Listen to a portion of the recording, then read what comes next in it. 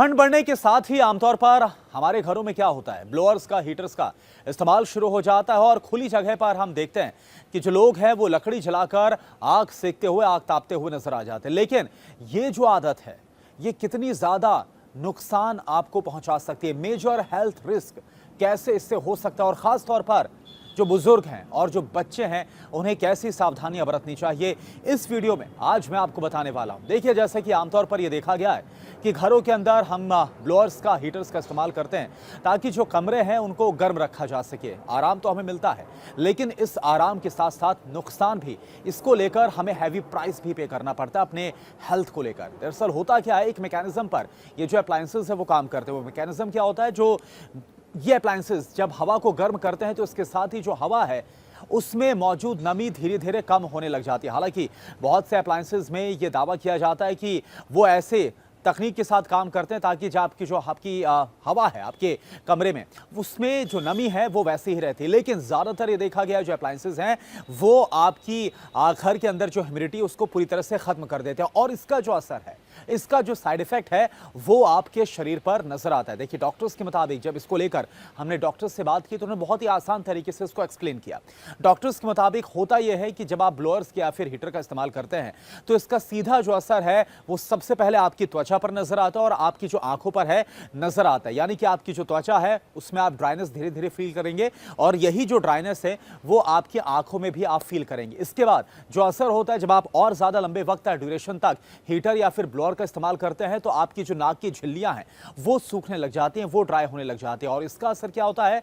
फिर आपके सर में भारीपन होना, सिर दर्द होना, या फिर सांस लेने में भारीपन होना, और साथ साथ धीरे धीरे लंग्स में भी, यानी कि आपको सांस लेने की दिक्कत का भी सामना करना पड़ सकता है। और सिर्फ इतना ही नहीं, ये भी एक्सपर्ट्स की तरफ से वार्न किया गया है कि सिर्फ ये तो रही बात हीट करने की, लेकिन कई ऐसे अप्लायंसेस होते हैं जिनसे कुछ अलग अलग गैसेस भी निकलती हैं, और ये जो गैसेस हैं वो धीरे धीरे ऑक्सीजन, क्योंकि आप जब ब्रीदिंग करते हैं तो उसके साथ ही आपके लंग्स में भी ये गैसेस एंटर कर जाती हैं, और फिर ये एलर्जी भी डेवलप कर सकती हैं, कुछ बीमारियां भी आपके अंदर डेवलप कर सकती हैं। और बहुत मेजर रिस्क इस बात का होता है, अगर आप अचानक से बाहर से अंदर आ रहे हो और सीधे आप ऐसा कमरा जहां पर ब्लोअर चल रहा था, गर्म कमरे में आप घुसते हैं, या फिर अगर आप ऐसे कमरे से अचानक बाहर निकल रहे हैं जो कि अभी गर्म था और आप बाहर ठंडक में जाते हैं, तो जैसे ही ये ट्रांजिशन होता है और बहुत क्विक होता है तो फिर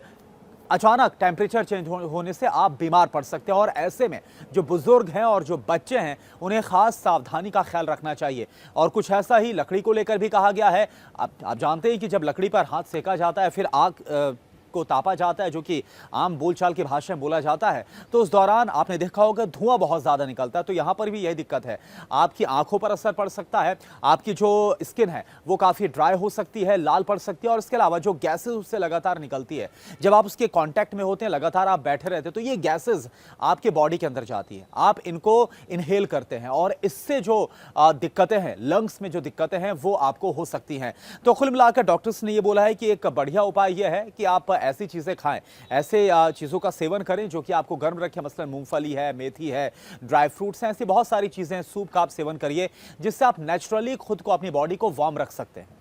अगर आपको रील अच्छी लगी हो तो आप ज्यादा से ज्यादा शेयर करें, फॉलो करना ना भूलें।